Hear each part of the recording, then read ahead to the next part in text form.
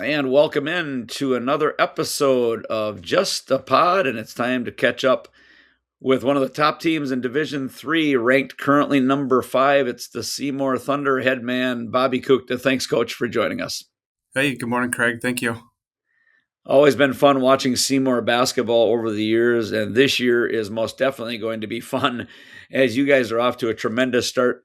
3-0, big victory at Xavier the other night, 82-69. You follow that up with an appearance in the Baird Gusman shootout on Saturday, and you took on an FVA team, the Kimberly Papermakers, and you come away with a 13-point victory. Before we get into your roster and kind of how these first 3 games have played out, I think we want to talk about your history a little bit, not just as a coach, but the fact that you played at Seymour and you played for one of the legendary coaches in our state, Jon Murphy. You got a chance to play down at state a couple of times. Jon, of course, a 3-time state champ, I think 12 state appearances overall. Let's talk about Coach Murphy, your relationship with him, player coach. Obviously, now you're in his former seat, if you will, on the bench. Talk about Coach Murphy, what he's meant to you, and maybe reminisce a little bit about your playing days at Seymour. Yeah, so let's go back to 2002. I actually open enrolled from Pulaski and transferred to Seymour just because I wanted an opportunity to play at the highest level in the state of Wisconsin. And fortunately, we were able to do that by making the state tournament back-to-back years in 2003 and 2004. Lost in the state championship both of those years by 3 points in each game.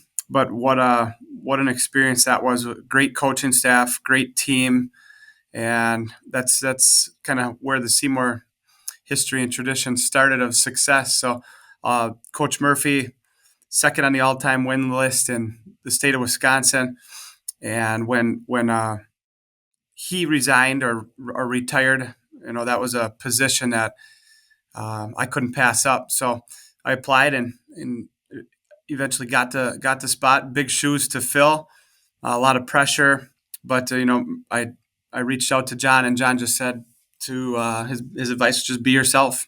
Don't put any extra pressure on yourself. Just be you, and you'll have a lot of success. So that's just what I've tried to do, and we're here in our 6th year now already after Coach Murphy, and we've got a good group of guys here. Our top 7 guys are back from last year's team, so should be a lot of fun this year. Yeah, you didn't lose a player, which is pretty uncommon. So you bring back a ton of talent. We're going to get into that real quickly with Coach Murphy. Give us a couple things you maybe took from him as a player and now use it in your coaching style. And how big of a difference is there, if any, between the way you coach and the way Coach Murphy coached? Yeah, I think we're like X's and O's and that sort of stuff. He's got so much experience there on me, but just the style of offense, motion offense, man-to-man defense, a little 1-3-1 sprinkled in here and there. A lot of the same philosophies, a lot of the same things that we do haven't changed. We just try to throw in a couple wrinkles here and there, and overall, I think it's just kind of flowed. Seymour basketball has always kind of been the same, so we have carried that over and continued that sort of offense and defensive philosophy. But as far as Coach Murphy and other things that I took, just some of the drills in practice, still use some of those same things, and um, like all the youth program and developing the youth. That's what some advice he gave me. Just make sure you keep up on the youth because that's your future, obviously. Yep, no question about it. Let's talk about your ball club so far. Very impressive start. 3-0, a nice 6-point victory over Notre Dame Academy. I already mentioned the win at Xavier in conference. And then an interesting matchup the other day. And that Baird Gusman shootout, by the way, you guys played Kimberly. There was some very good basketball being played on Saturday. Maybe talk about your victory against Kimberly, but how about some of those other games? I mean, there was some high level ball. Mosinee and Little Chute going to overtime.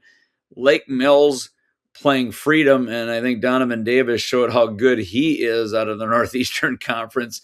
Freedom with a very nice win, but talk about your involvement maybe in the Baird Gusman and talk about specifically how good your guys were. Kyler Marks and Isaac Feske, tremendous games against Kimberly.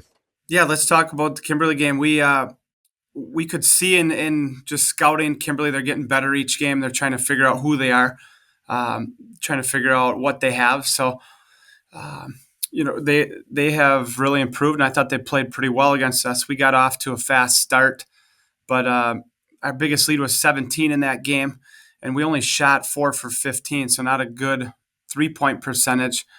So we didn't shoot it well, but we played the way that we emphasize, playing through the post through our big guys, Kyler Marks and Isaac Feske. And Kimberly was fronting us, so we kept moving the ball side, top, side, and we got it into the post, or we got it high, low, and those two guys really dominated in that one.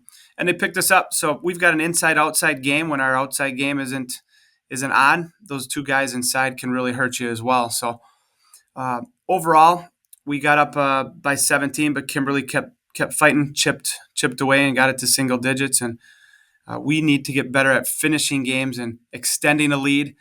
But we broke down film, and there's a lot that we can learn from. So we're going to continue to get better as well. Your team is shooting the ball extremely well. You just mentioned some shooting that maybe didn't meet your standards in that game. But overall, through these first 3 games, you're averaging 77 points per game, 49% from the field. I love this number, 73% from the free throw line as a team in high school. That is a very solid number. And then you're shooting at 40% from beyond the arc, the number that you're probably bugged by a little bit. I always look at this one because it's the most important stat in basketball, and that is turnovers.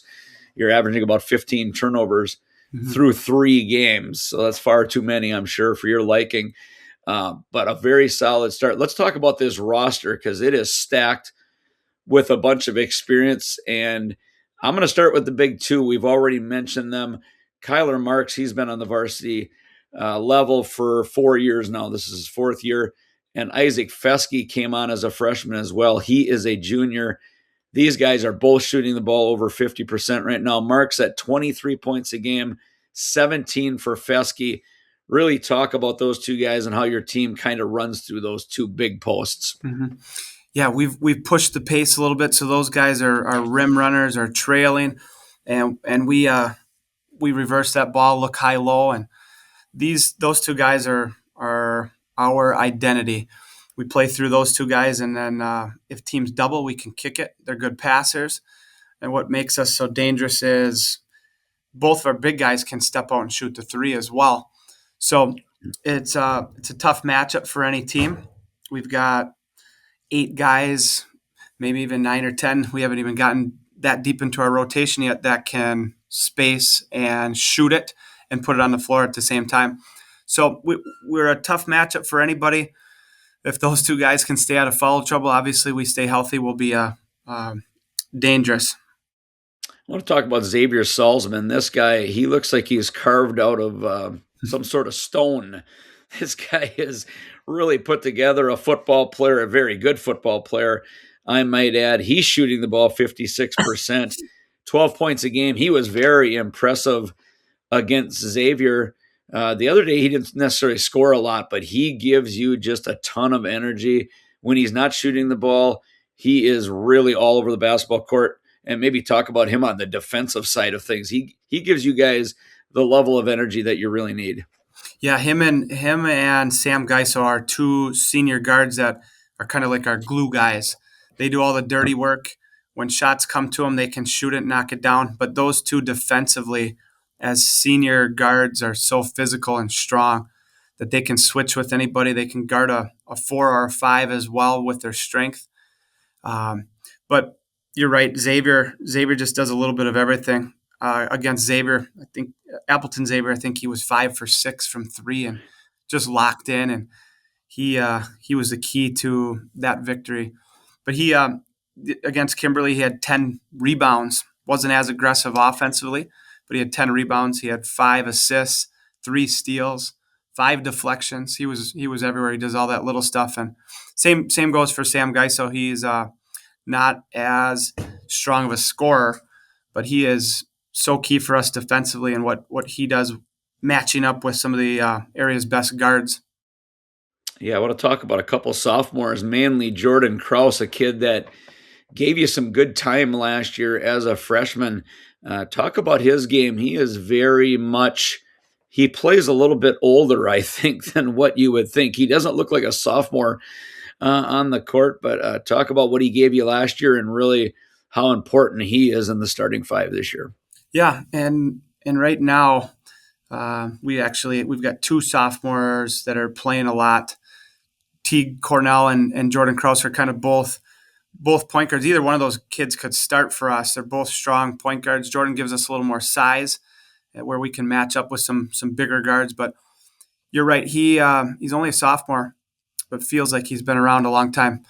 He was about 11 points per game last year and filled in when Teague Cornell went down with a broken wrist. Teague missed 13 games, so that gave him a lot of experience. But this year, he's actually struggled to shoot it to start the year, but he's going to turn it around. He was about 43% from the three-point arc last year, but he puts in so much time, and he can run the point. He can be the 2, the 3 guard coming off of screens. He can space and shoot it as good as anybody in the area for sure. And then the other sophomore, Teague Cornell, he just brings a little bit different dynamic when he comes off the bench right now. So he's a little bit more of a true point guard, can really handle it against teams that pressure us. He'll obviously be in there. Him and Jordan together make us tough. Where those guys can both shoot it at 40+% from three. Yeah, I like Teague Cornell's game. He's 9 of 17 from the field this year, but his ball handling ability, I've watched him now a couple of games in person, and when it's a late game situation, you guys need to protect the basketball. You have the guys with the handles, and Teague Cornell is most definitely one of those. I just thought of something with the Cornell name. Maybe you can straighten this all out for me, because I'll tell you what, there's nothing more confusing than the Cornell name for me, because there's been Cornell coaches. There's two Cornells. One's been at Shawano. One's been at, I can't keep Manitowoc Lincoln. I think you got to set the record straight. Now, there's been how many Cornell? Let's start with the players. How many Cornells have played at Seymour High School? Well, in my time here, there's been 3 or 4 of them, I guess. So some of them were playing when I was on the girls' side. So Tad, Troy, and Ty are all brothers, and Yes. all of their names have been around the Bay Conference. Tad was at Shawano, then he was at Manitowoc, and one of them at Mishicot. That's the same Tad that was at Mishicot. Okay. Well. Yep. So his boys never played at Seymour.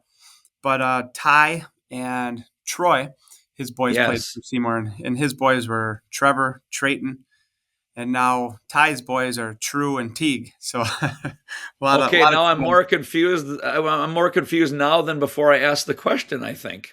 But yeah, holy cow! Yep, that's a string of Cornells. Couple cousins, couple brothers playing, but right now Teague is the middle brother from Ty's family, and then there's a 7th grader named Croy. So there's one more Cornell coming up. One more that we got to keep track of. Yep. Wow, that's a pretty interesting.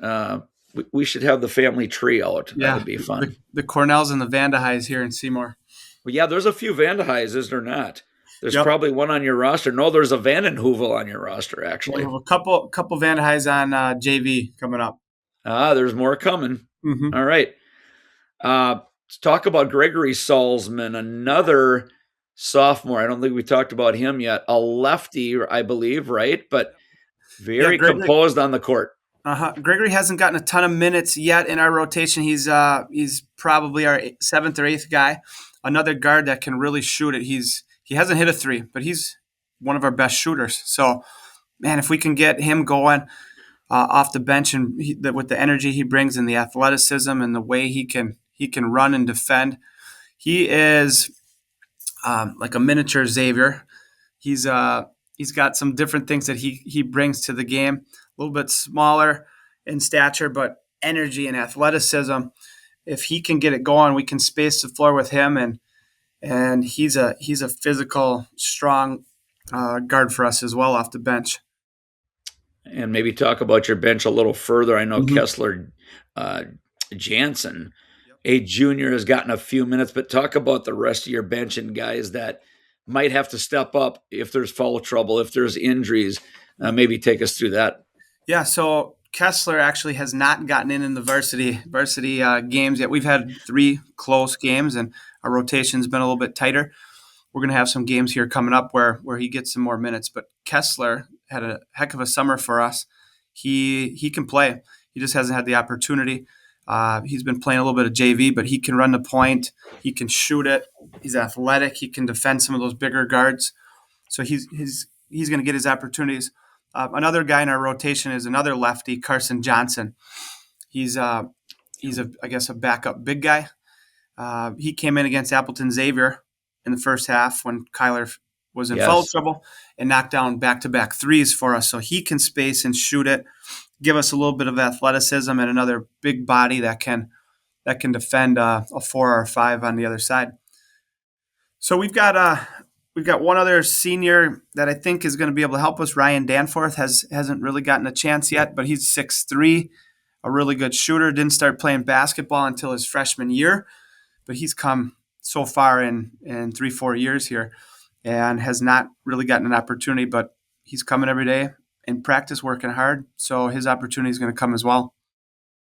Yeah, this is a nice roster, as most people know. Excuse me, ranked number 5 in the most recent polls in Division 3. Let's talk about the Bay Conference a little bit and what Yeah, that looks like. the Bay is underrated in my opinion.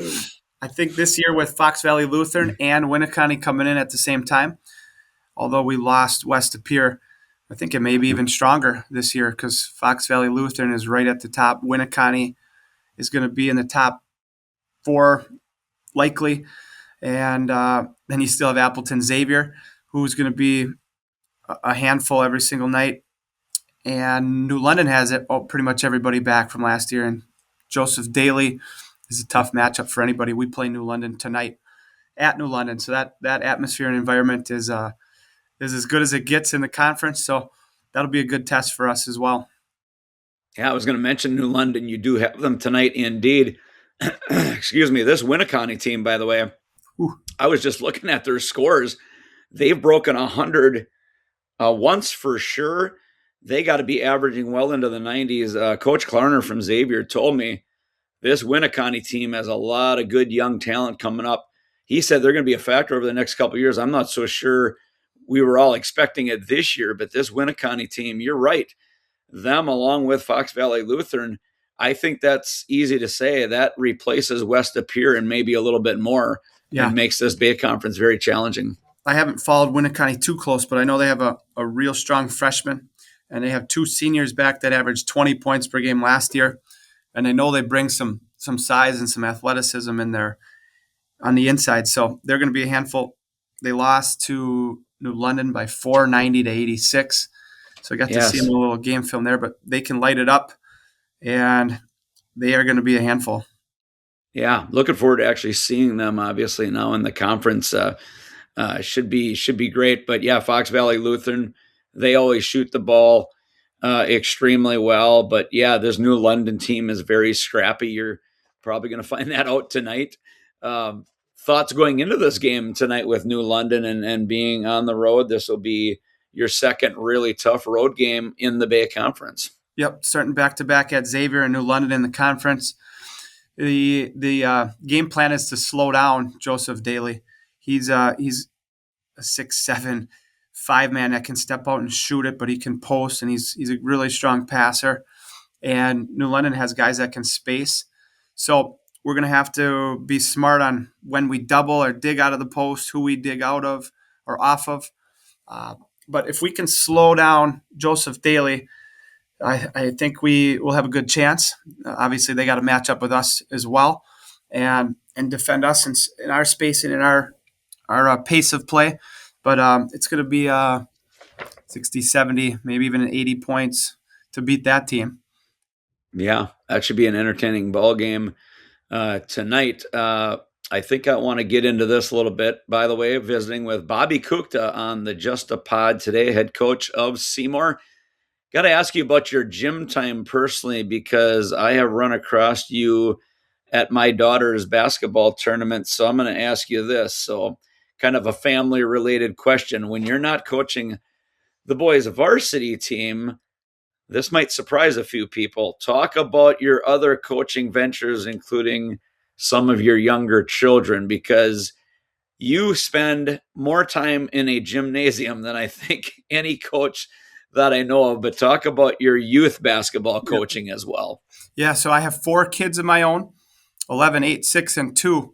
So my wife we got to give a lot of credit to her I would for say. running the ship for the winter. So my typical day is I teach high school PE and health. I go right to varsity boys practice from 3:15 to about 5:30. A typical Monday and Thursday then goes second grade. I'm sorry, my son's a third grader. Third grade boys basketball practice from 5:30 to 7. And then I go right to sixth grade practice from 7 to 8:30. And then I get to go home and eat and see the family. And sleep, I might Yeah. add. Yeah. And sleep. So watching game film and prepping is something I try to do during my prep hours or anytime I get between classes. After I get home, uh, all that sort of stuff. It's basketball almost 24/7 in the winter. Oh, by the way, you didn't mention on the weekends, then Yeah. there's youth Yeah. basketball tournaments, obviously. Yeah. We've got about 16 weekends during the winter where we are Wow. somewhere watching or coaching basketball. That is quite the schedule. There's not too many varsity coaches that can match that resume as far Yeah. as time. No, I don't think so. No, not at all.